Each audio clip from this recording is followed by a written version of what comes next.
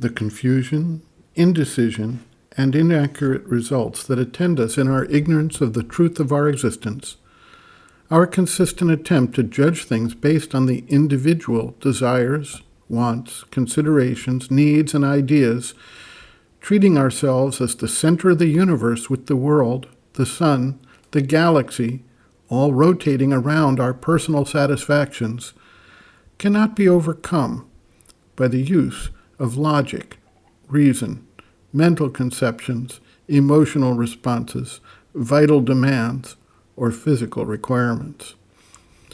We only see and respond to a very partial picture, and we do so with a bias framed around our ego. Even when we begin to take into account family, friends, neighbors, community, country, religion, environment, we are simply expanding one ego reaction for another, albeit a larger one. Eventually, we come to the insistent need to know what the truth of our existence is and how we may act according to that truth. Sri Aurobindo and the mother explored this question in great depth and determined that we need to first appreciate what Sri Aurobindo identifies in the life divine as the sevenfold ignorance, and to begin to replace it with the sevenfold knowledge. The mother points out that the most straightforward approach is to shift our identification to the psychic being, the soul in man, which is identified with the spiritual reality of existence. This leads to what Sri Aurobindo calls knowledge by identity, and in the stilling of the desire soul and the mental chatter, in the silence of the being focused on and dedicated to the spiritual truth of our life, we can enter a state of awareness that knows and that is perfectly aligned with the universal nature and its intention in the manifestation. It is not always easy to shift the standpoint to that of the spirit, primarily because our external nature is limited, impatient, and desirous of claiming it has achieved something. Thus, in a number of cases, the individual assigns to himself the truth, while opposing or at least minimizing that of others. There is a famous story related by Ramakrishna Paramhans about a disciple who went out from his guru into the street in a state of consciousness that realized that he was God. As he was going along, an excited elephant, with an individual tasked with controlling it, approached from the opposite direction. The driver could not control the mad animal. He yelled for the disciple to step aside. Everyone else nearby scattered out of the way. The disciple, thinking he was God, did not respond. He was mauled mercilessly as he got trampled.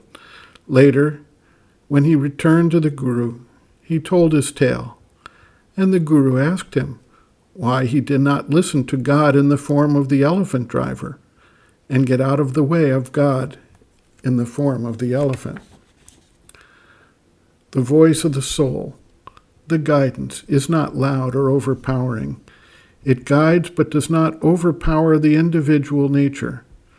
One can be quite sure that if there is any sense of vanity, self-dealing, desire, ambition, self-satisfaction, that it is not the voice of the soul to which one is adhering, but the voice of the elements of the external nature. There is another process that takes place as the yogic practice intensifies. As the mind falls silent, it can begin to open to higher ranges of awareness, which Sri Aurobindo calls intuition, illumined mind, overmind, etc. These ranges have a greater degree of pure light of consciousness associated with them, and give therefore a truer guidance. The pure, intense light is that of the supramental consciousness, the vijnana. There is an experiential status that provides insights and understanding without effort, without even thought process, through direct knowing.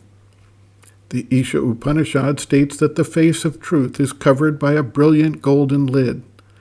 This is symbolic of the higher light of consciousness that, when it manifests in the being, provides assurances, certainties that do away with the confusion and indecision that come with the mental and vital processes we normally follow in our external nature.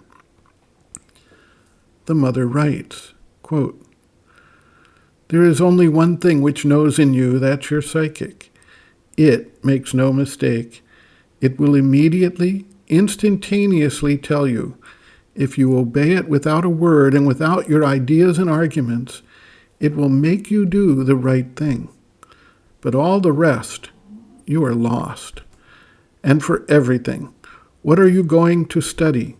What are you not going to study? What work are you going to do? What path are you going to take? But then there are all the possibilities which come in, all that you have either studied or met in life, all the suggestions you have received from all sides, which are there like that, dancing around you. And with what will you decide? I am speaking of people who are absolutely sincere and have no preconceived ideas, prejudices, established rules, which they follow in a mechanical routine without endeavoring to know the truth at all, and for whom their mental construction is the truth. Then it is so simple. One goes straight on his path, bumps his nose against the wall, but doesn't notice it until the nose is smashed. But otherwise, it is terribly difficult." This was what Sri Aurobindo meant when he said that one lived constantly in ignorance, and that unless the mind of ignorance is replaced by the mind of light, one could not follow the true path, and that this was the indispensable preparation before any integral transformation could take place. End quote. Reference, Sri Aurobindo and the Mother, The Psychic Being, Soul, Its Nature, Mission, and Evolution, Section 2, Role, Function, and Action of the Psychic, page 64.